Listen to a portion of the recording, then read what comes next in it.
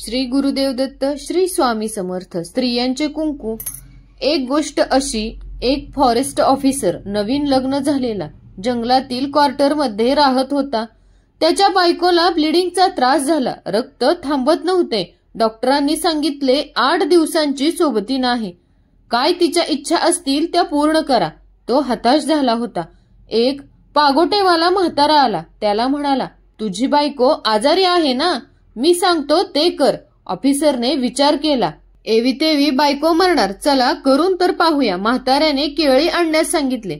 त्याने केळी आणली. एक केळं सोलून फाकून त्यात पिंजर म्हणजेच हळदीचे कुंकू घातले आणि ते केळं त्या बायकोला खाण्यास दिले.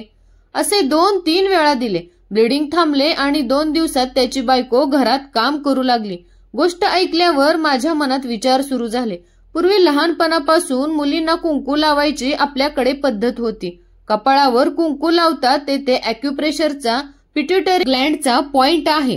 तसेच तिथे आज्ञाचक्रही येते. तिथे हळदीचे कुंकू लावले की कुंकवातील द्रव्य तिथे ऑब्झर्व होऊन पिट्युटरी ग्लँड ऍक्टिव्ह होते. त्यामुळे हार्मोन सिक्रिशन नीट होते.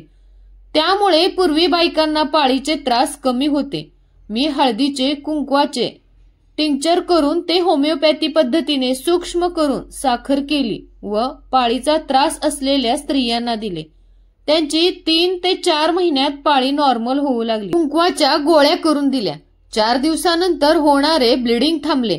आमच्या पूर्वजांनी बायकांनी कुंकू लावायचे ही प्रथा पडून बायकांचे आरोग्य सांभाळले. धंदा केला नाही. कुंकू हे हळदीपासून तयार केलेले असावे. टिकली लावून उपयोग होत नाही. ज्या शिकलेल्या फॉरवर्ड बायकांना कुंकू लावायची लाज वाटते किंवा कमीपणाचे वाटते, त्यांनी रात्री झोपताना कुंकू पाण्यात घालून औषध म्हणून लावावे. कुंकू शुद्ध असणे हे फार महत्वाचे आहे. शुद्ध कुंकू कसे ओळखावे? कुंकवाला हळदीचा वास येतो.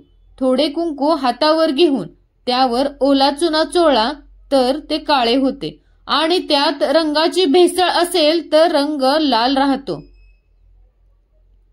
आता बांगडी, पैंजण आणि जोडवी केवळ सौभाग्याचे वाण नसून आरोग्यासाठी फायदेशीर आहे. सोन्याचे दागिने उष्णता आणि चांदीचे दागिने थंड परिणाम देतात. कमरेच्या वरील भागात सोन्याचे दागिने आणि कमरेच्या खालील भागात चांदीचे दागिने घातले पाहिजेत. हा नियम पाळल्याने शरीरातील उष्णता आणि शीतलतेचे संतुलन राहते. बांगडी घालण्याचे काय फायदे आहेत ते जाणून घेऊयात.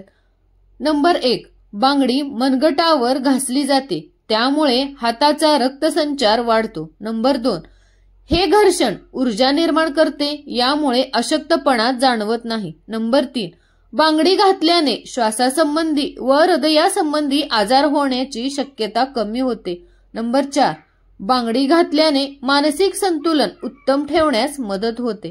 नंबर 5. तुटलेली बांगडी घालू नये. याने नकारात्मक ऊर्जा वाढते. जोडवी घालण्याचेही काही फायदे आहेत. नंबर 1. विवाहित स्त्रिया पायातल्या 3 बोटांमध्ये जोडवी घालतात. हा दागिना केवळ शृंगाराची वस्तू नाही. नंबर 2.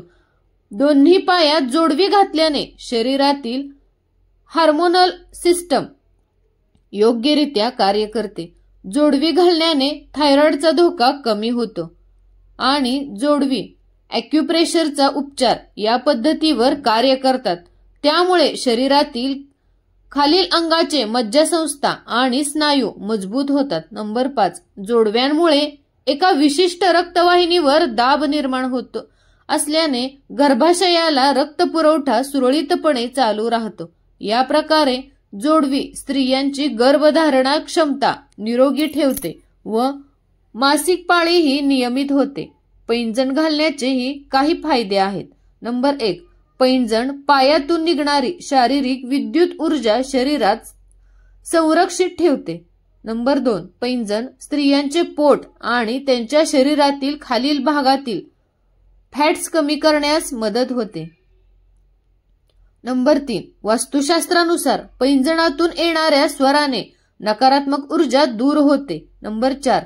चांदीच्या पैंजणामुळे पायाचे घर्षण होऊन पायाचे हाड मजबूत होते. नंबर 5. पायातील पैंजणामुळे महिलांची इच्छाशक्ती मजबूत होते.